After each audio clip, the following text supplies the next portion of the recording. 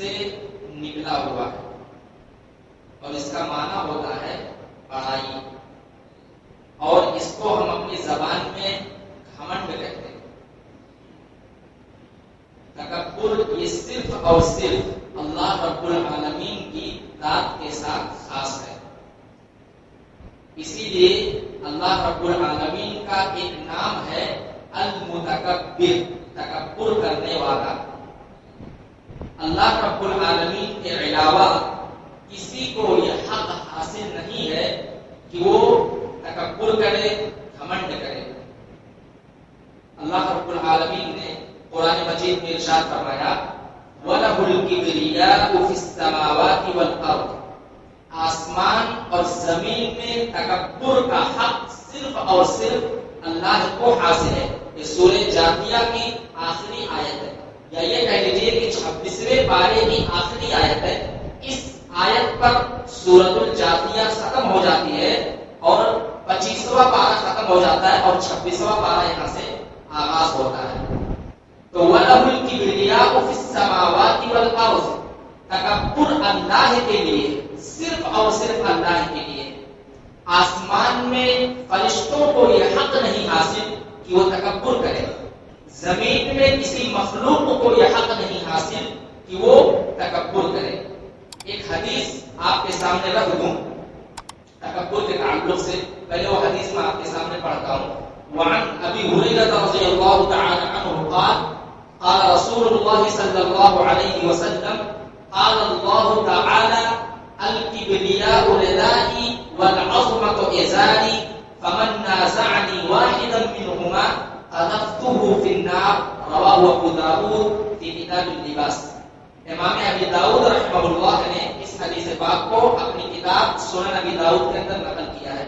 حضرت ابو ہریرہ رضی اللہ تعالیٰ عنہ اس حدیث پاک کے راوی کہتے ہیں کہ نبی صلی اللہ علیہ وسلم نے ارشاد فرمایا کہ اللہ تعالی کہتا ہے، یہ حدیث حدیث قدسی ہے۔ حدیث قدسی کا مطلب یہ ہوتا ہے کہ وہ حدیث جس کے بارے میں اللہ کے نبی صلی اللہ علیہ وسلم یہ کہیں کہ اللہ تعالی کہتا ہے، صحابی کہتا ہے کہ نبی صلی اللہ علیہ وسلم نے فرمایا، اور نبی بولتے ہیں کہ اللہ تعالی نے فرمایا، اسے حدیث قدسی کہتے ہیں۔ تو نبی صلی اللہ علیہ وسلم کہتے ہیں قال اللہ عز وجل، اللہ تعالی کا ارشاد ہے، اللہ تعالی کا فرمان ہے الکبریاء ردائی، تکبر بڑائی یہ میری چادر ہے، والعظمۃ ازاری، اور عظمت اور بزرگی یہ میرا ازار ہے، میرا تہبند ہے۔ اب غور کیجیے اس حدیث پاک میں کہ اللہ نے فرمایا تکبر میری چادر ہے، بڑائی اور بزرگی یہ میرا ازار ہے، میرا تہبند ہے۔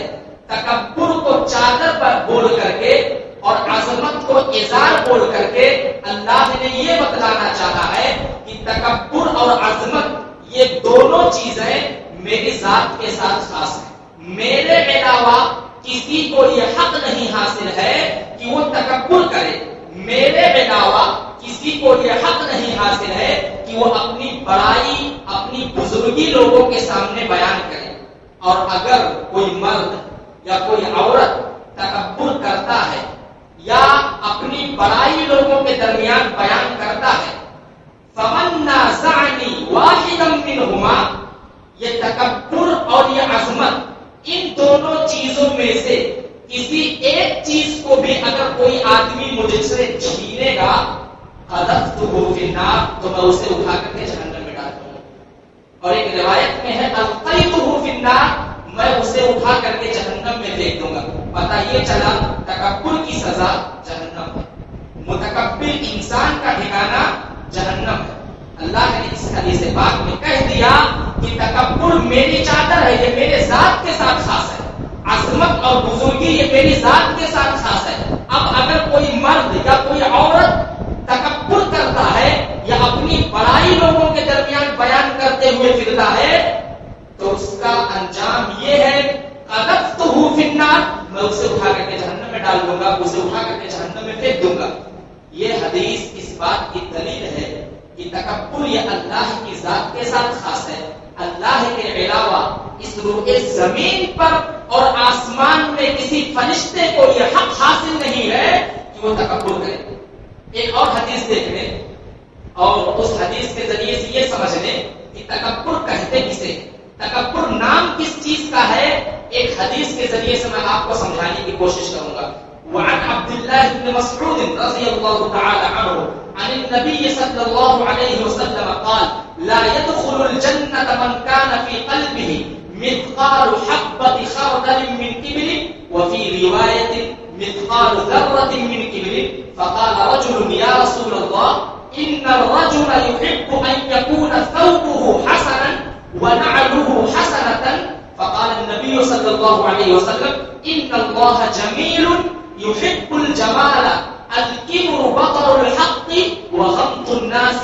رواه مسلم في كتاب الإيمان. یہ حدیث ہے تکبر کے تعلق سے, اور امام مسلم رحمہ اللہ نے اس حدیث کو کتاب الایمان میں جہاں پر ایمان کا ذکر ہے وہاں پہ اس روایت کو نقل کیا. جانتے ہیں کیوں؟ یہ بتلانے کے لیے کہ تکبر اور ایمان یہ ایک دوسرے کے اپوزٹ ہے. جہاں ایمان ہوگا وہاں تکبر نہیں آ سکتا, اور جہاں تکبر ہوگا وہاں ایمان نہیں ہو سکتا. جس طرح آگ اور پانی کا ایک ساتھ جمع ہونا ممکن نہیں ہے, آگ ہے تو پانی نہیں, پانی ہے تو آگ نہیں, جس طرح آگ اور پانی ایک ساتھ جمع نہیں ہو سکتے, اسی طرح تکبر اور ایمان ایک ساتھ جمع نہیں ہو سکتے. کسی آدمی کے دل میں ایمان بھی ہو اور تکبر بھی ہو, یہ ناممکن چیز ہے. ایمان ہوگا تو وہاں پہ تکبر نہیں ہوگا, اور جہاں پہ تکبر ہوگا وہاں سے ایمان خود بخود چلا جائے گا. یہ حدیث صحیح مسلم کی کتاب الایمان کی. عبداللہ ابن مسعود رضی اللہ تعالیٰ عنہ اس حدیث پاک میں آمین کہتے نبی محترم صلی اللہ علیہ وسلم نے ارشاد فرمایا, بڑے غور سے اس حدیث پاک کو سنیے, چاہے مرد ہو یا عورت, بڑی زبردست وعید ہے اس میں تکبر کرنے والوں کے لیے. نبی صلی اللہ علیہ وسلم کہتے ہیں کہ اگر کسی آدمی کے دل میں ایک رائی کے دانے کے برابر بھی تکبر ہے تو قیامت کے دن وہ جنت میں نہیں جا سکتا. لا يدخل الجنة من كان في قلبه مثقال حبة خردل من كبر. ایک رائی, ایک چھوٹی سی چیز, انتہائی چھوٹی چیز, اس کی کوئی وزن اور کوئی ویلو نہیں ہوتی. آپ اسے ترازو میں رکھ کر کے دیکھ لیجئے, اس کا کوئی وزن ہی ترازو میں نہیں آئے گا. اتنی باریک اور اتنی چھوٹی چیز ہے.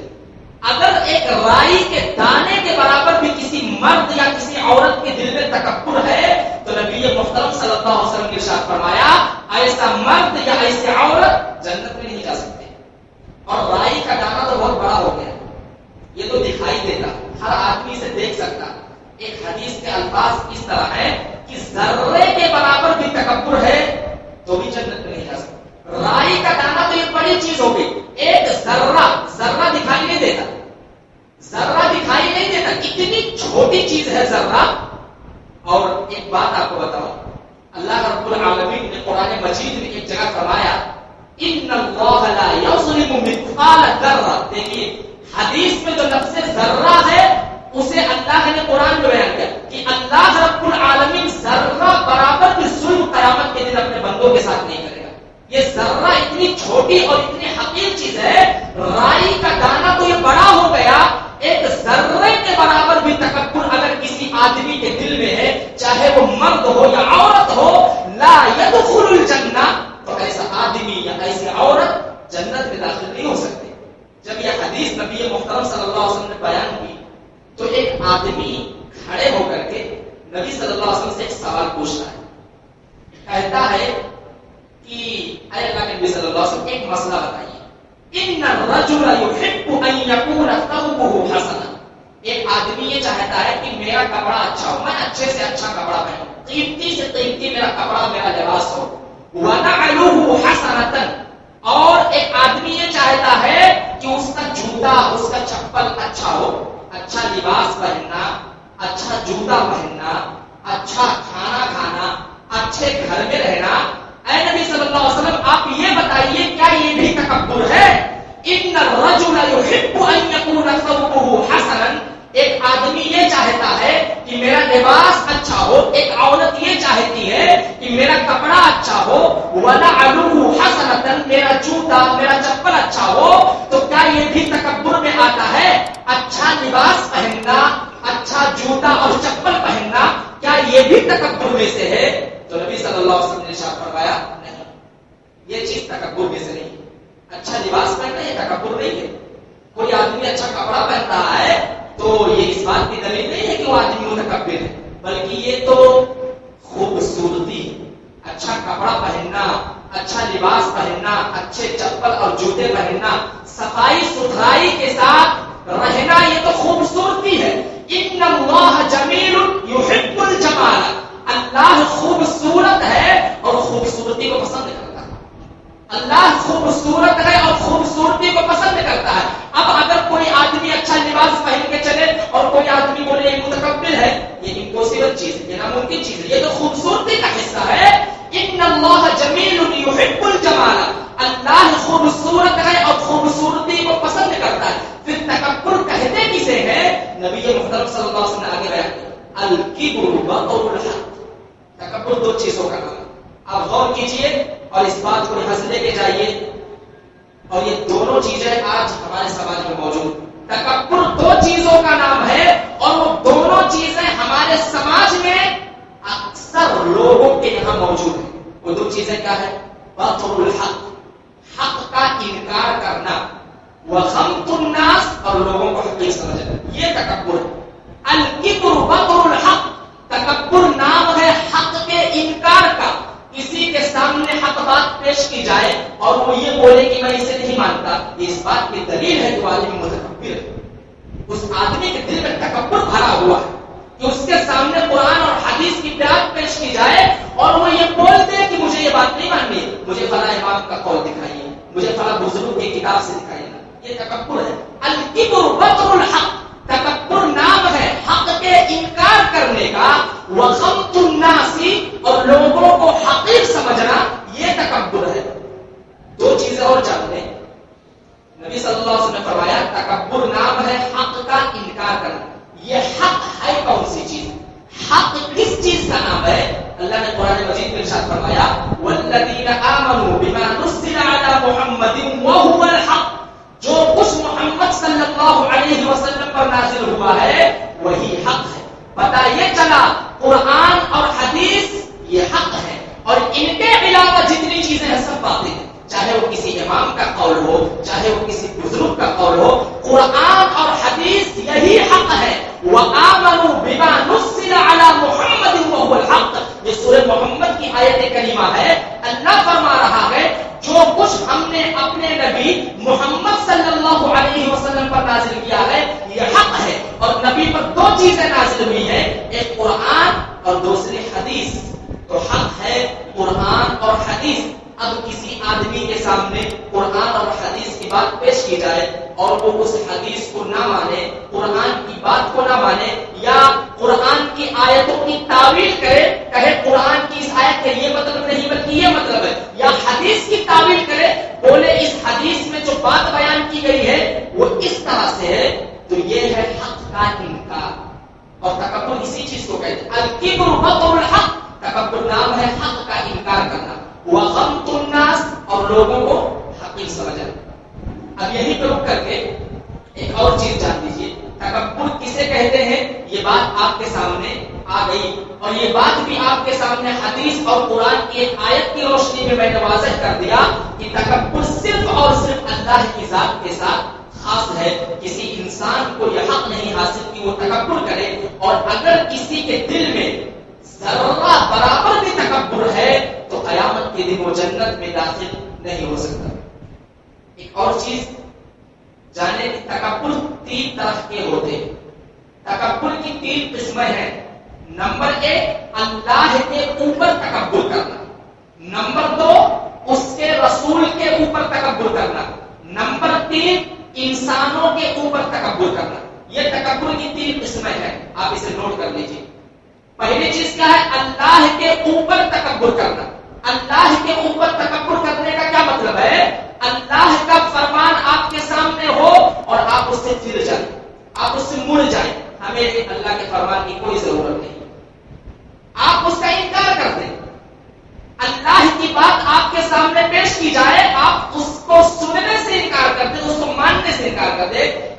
جس طرح فرعون نے کیا, جس طرح حامان نے کیا, جس طرح نمرود نے کیا, جس طرح شداد نے کیا. فرعون نے کیا کہا؟ اللہ کے اوپر اس نے تکبر کیا, کہا انا ربکم الاعلی, میں اللہ کو رب نہیں مانتا, ارے سب سے بڑا رب تو میں ہوں. اس نے اللہ کو رب ماننے سے انکار کیا, اللہ کے اوپر تکبر کیا. اور صرف اللہ کو رب ماننے سے انکار نہیں کیا, بلکہ اپنے زمانے کے لوگوں کو یہ کہنا شروع کیا کہ سب سے بڑا رب میں ہوں, تم مجھے اپنا رب مانو. اللہ نے اٹھا کر کے دریائے کلثوم میں ڈبویا اور رہتی دنیا تک کے لیے, قیامت تک کے لیے اسے لوگوں کے لیے عبرت بنا دیا. تو یہ ہے متکبروں کا انجام. نمرود نے کیا کیا؟ حضرت ابراہیم علیہ السلام نے فرمایا کہ میرا رب وہ ہے جو لوگوں کو جلاتا ہے اور لوگوں کو مارتا ہے. اس نے کیا کہا؟ میں بھی تو لوگوں کو جلا سکتا ہوں, میں بھی تو لوگوں کو مار سکتا ہوں. کیسے؟ کہا ایک آدمی کو پکڑ کر کے لایا گیا اور اس نے اسے قتل کر دیا. کہا دیکھو میں نے اسے مار دیا. دوسرے آدمی کو پکڑ کر کے لایا گیا, اس نے اسے چھوڑ دیا. کہا دیکھو میں نے اسے چھوڑ دیا. عقل کا استعمال کیا, عقل کے گھوڑے اس نے دوڑائے.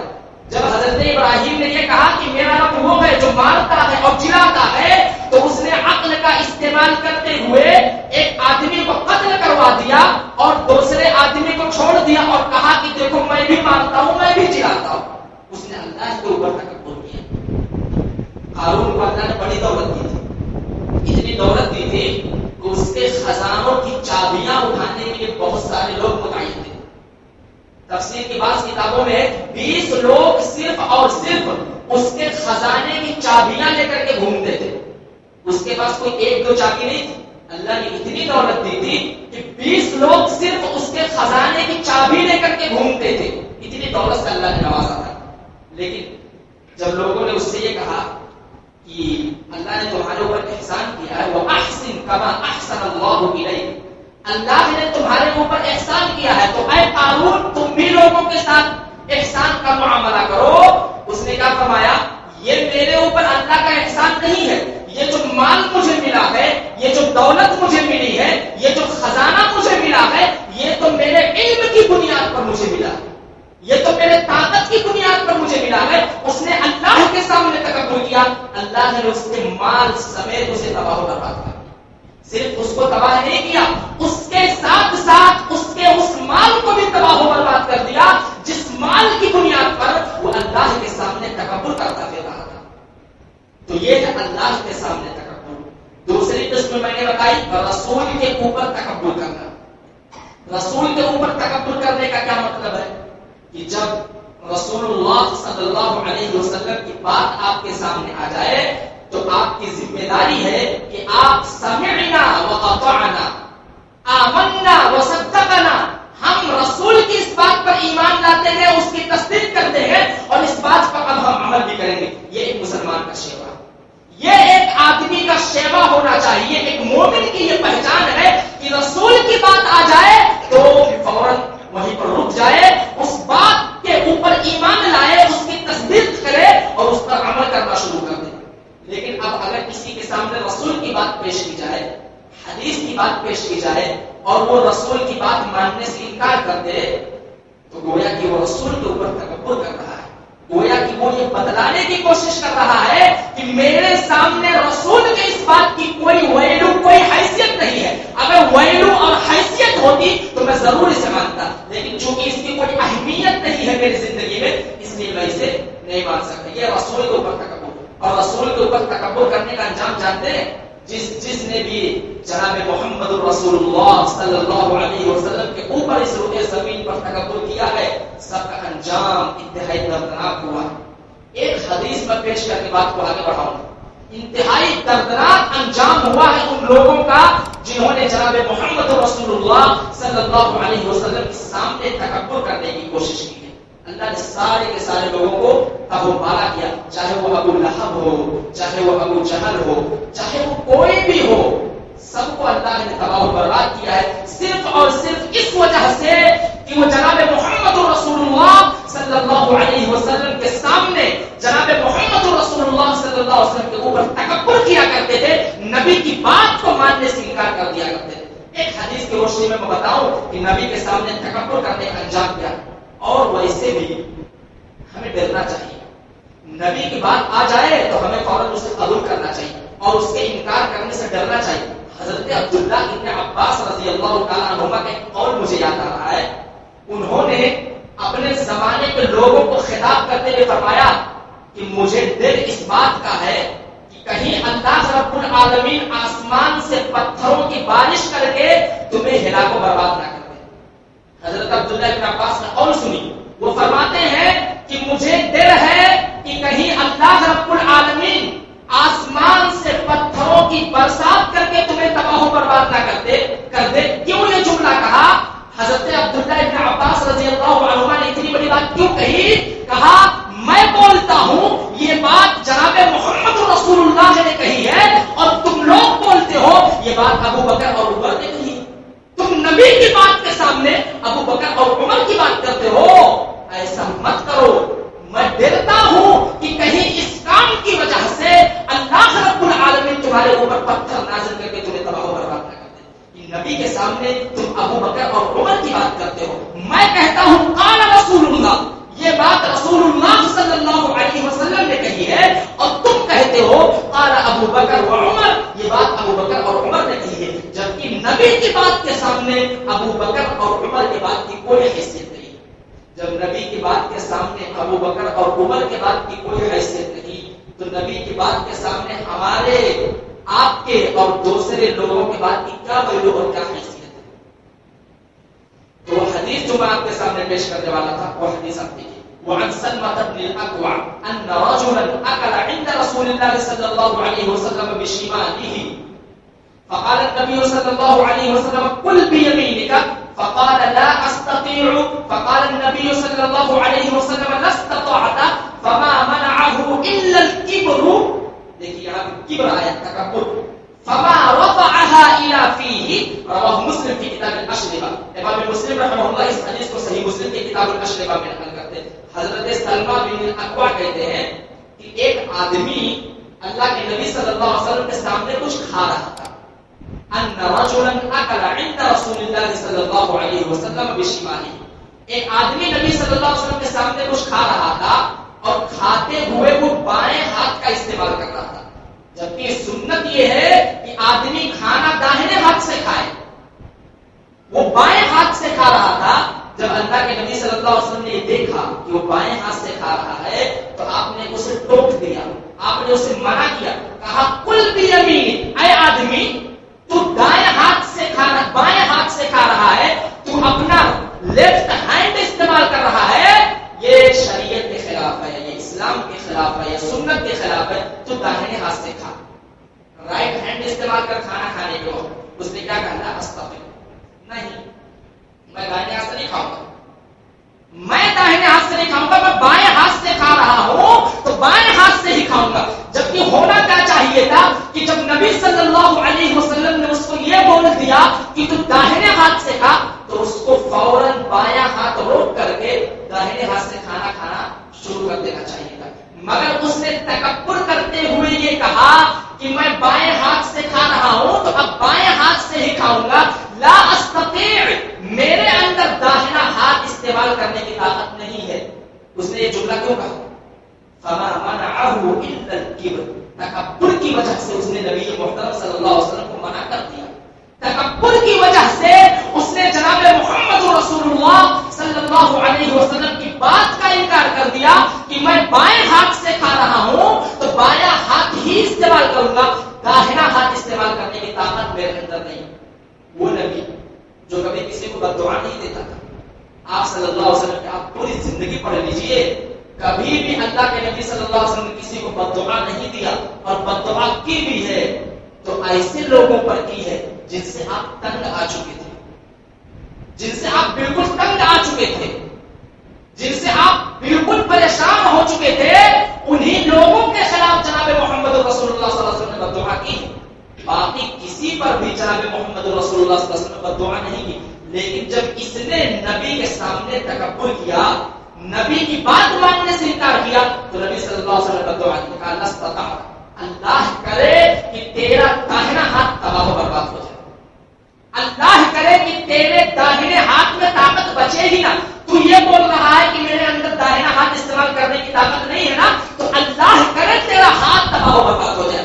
راوی حدیث کہتے ہیں، جو اس حدیث کو بیان کر رہے ہیں، کہتے ہیں پوری زندگی وہ اپنا داہنا ہاتھ اٹھا ہی نہیں سکا.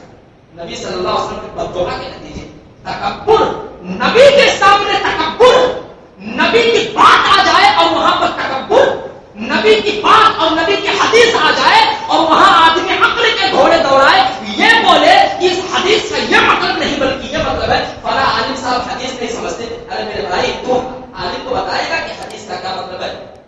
پہلے تو جا کے کسی عالم کے سامنے حدیث کا ہاں تو سمجھ کہ حدیث میں جو لفظ ہاں ہے اس کا کیا مطلب ہے، اس کا کیا مفہوم ہے. تو بتانے چلا ہے ایک عالم کو کہ حدیث کا کیا مطلب ہوتا ہے. نبی کی بات عالم دین پیش کر رہا ہے اور لوگ اس کی تعبیریں کرتے ہیں کہ اس حدیث کا یہ مطلب نہیں، اس حدیث کا یہ مطلب ہے. یہ حدیث تم غلط سمجھ رہے ہو، اس حدیث کا مطلب میں صحیح سمجھ رہا ہوں. نبی کے سامنے تکبر اللہ کو برداشت نہیں. فما رفعها الى فی، پوری زندگی اس کی گزر گئی مگر وہ اپنا داہنا ہاتھ اٹھا ہی نہیں سکا. داہنا ہاتھ اللہ نے اس کا تباہ و برباد کر دیا. نبی کے سامنے تکبر کا یہ انجام تھا. اور تکبر کی تیسری قسم ہے لوگوں کے اوپر تکبر کرنا. لوگوں کے اوپر تکبر کرنا، لوگوں کو حقیق سمجھنا، مال کی بنیاد پر، دولت کی بنیاد پر، زمین و جائیداد کی بنیاد پر، طاقت و قوت کی بنیاد پر، کسی پوسٹ اور عہدے کی بنیاد پر کہ جو ہوں میں ہوں، میرے علاوہ کسی کی کوئی ویلو نہیں. یہ لوگوں کے اوپر تکبر. ایک حدیث پیش کر دوں اس کے تعلق سے تاکہ میری اس بات کی وضاحت مزید آپ کے سامنے ہو جائے. وعن ابي هريره رضي الله تعالى عنه قال قال رسول الله صلى الله عليه وسلم المسلم اخو المسلم لا يظلمه ولا يحقره ولا يخذله التقوى ها هنا يشير الى صدره 3 مرات. فقال النبي صلى الله عليه وسلم بحسب امرئ من الشر ان يحقر اخاه المسلم كل المسلم على المسلم حرام دمه وماله وعرضه. رواه مسلم کی کتاب البر والصلة والعدل. نبی محترم صلی اللہ علیہ وسلم نے ارشاد فرمایا، صحیح مسلم کی روایت ہے، ایک مسلم دوسرے مسلم کا بھائی ہے، ایک مومن دوسرے مومن کا بھائی. مسلمان آپس میں بھائی بھائی ہیں. ایک مسلمان دوسرے مسلمان کو حقیر نہیں سمجھتا، لا یحقرہ. ایک مسلمان دوسرے مسلمان کو کبھی حقیر نہیں سمجھتا. ولا یخذلہ، ایک مسلمان دوسرے مسلمان کو کبھی ذلیل و رسوا نہیں کرتا. ولا یظلمہ، ایک مسلمان دوسرے مسلمان کے اوپر کبھی ظلم نہیں کرتا.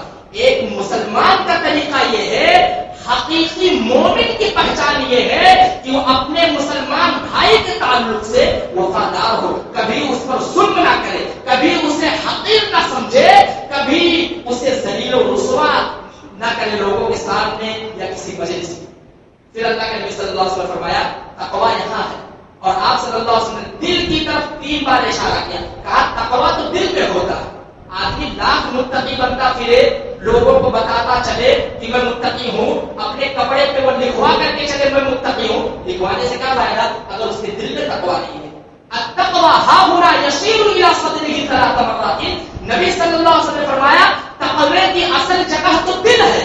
دل میں اگر تقویٰ نہیں ہے، دل میں اگر اللہ کا ڈر اور اللہ کا خوف نہیں ہے، تو آدمی لاکھ ظاہر میں اپنے آپ کو متقی بنائے، لاکھ اپنے آپ کو لوگوں کے سامنے متقی ظاہر کرے، وہ متقی نہیں ہو سکتا. پھر آگے اللہ کے نبی صلی اللہ علیہ وسلم نے جو بات کہی وہ بات سننے کی ہے اور یہی میں بتانا چاہتا ہوں. بحسب امرئ من الشر ان يحقر اخاه المسلم.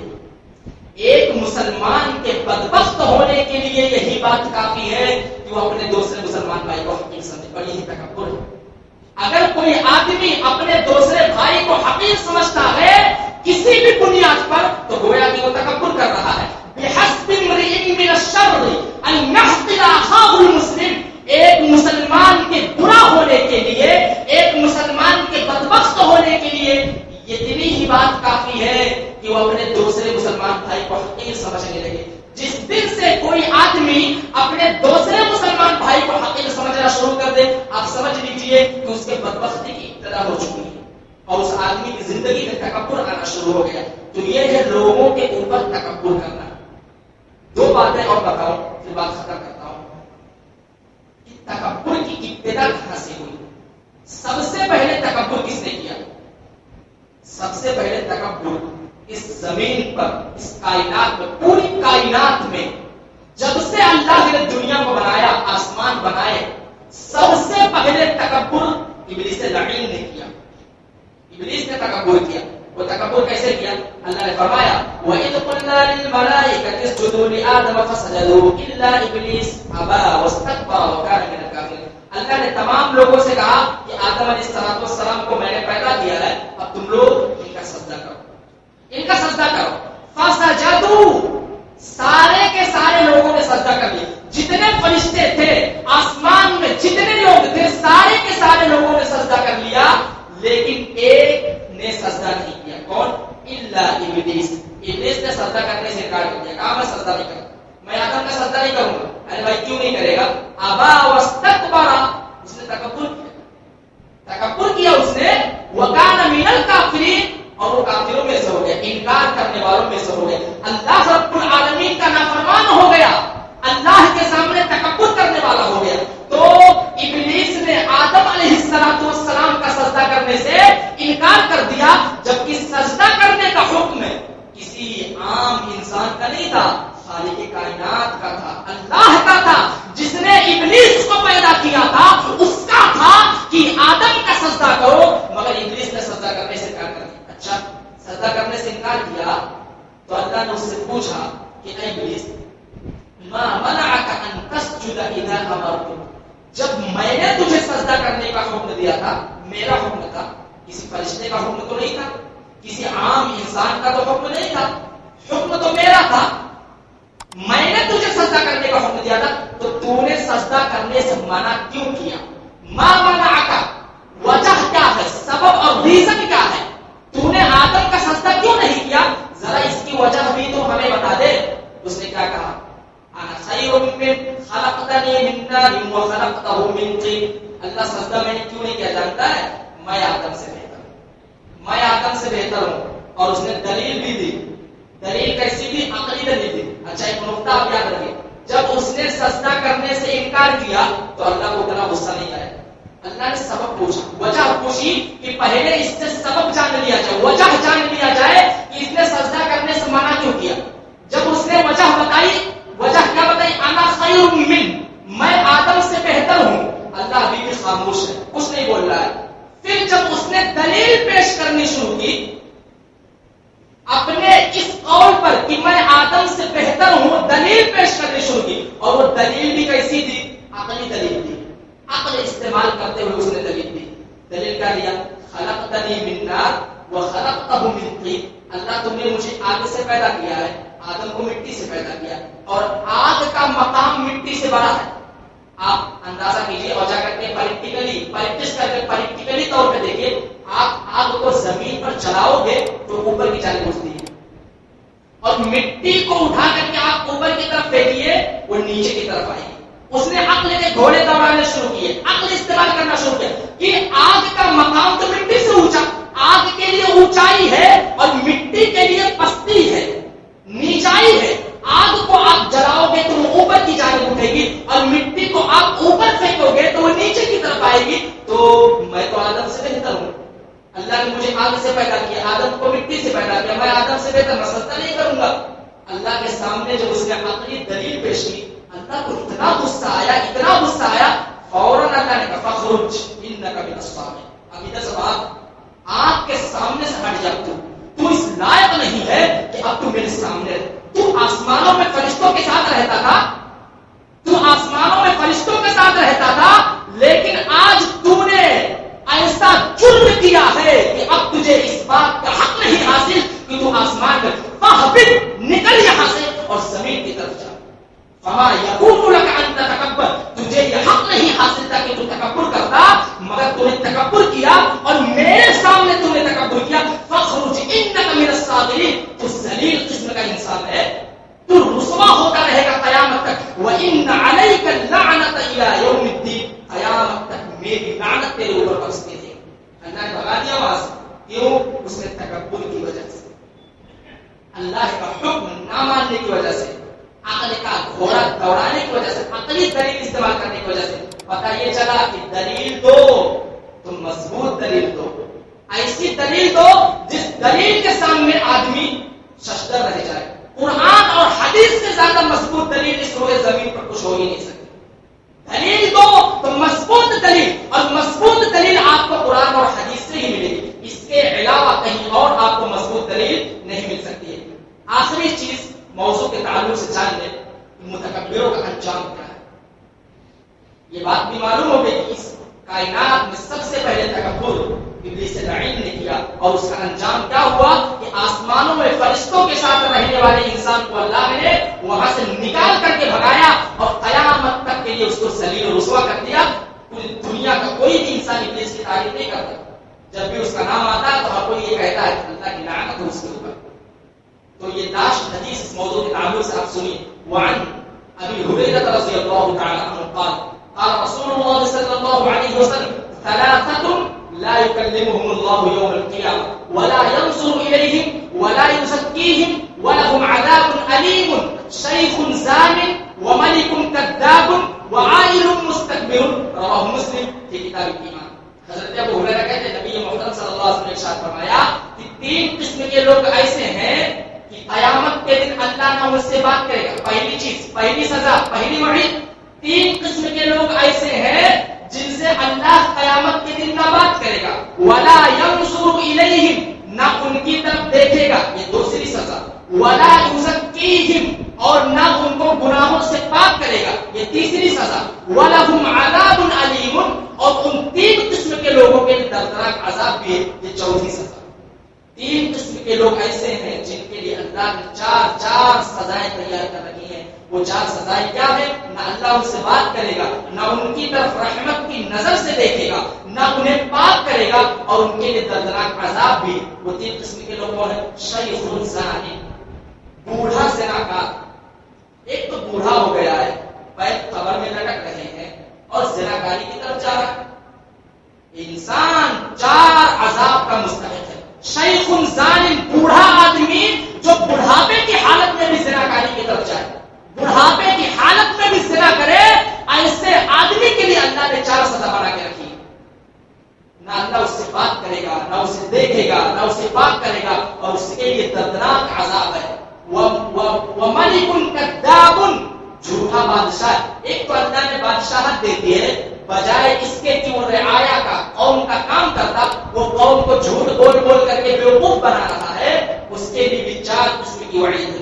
وعائل مستکبر، تکبر کرنے والا فقیر، مال ہے نہیں، کھانے کو گھر میں کھانا نہیں، پہننے کے لیے کپڑا نہیں، رہنے کے لیے گھر نہیں، اور تکبر کرتا پھر رہا ہے۔ وعائل مستکبر، تکبر کرنے والا فقیر، ایسا غریب جس کے پاس کچھ بھی نہ ہو، اس کے بعد بھی وہ تکبر کرتا پھرے، کھانے کے لیے گھر میں کوئی چیز ہے ہی نہیں، اور وہ لوگوں کے سامنے تکبر کر رہا ہے، لوگوں کے بیچ میں متکبر بنا پھر رہا ہے۔ ان تین قسم کے لوگوں کے لیے اللہ نے چار وعید بتائی ہے۔ تو تکبر کتنی خطرناک چیز ہے۔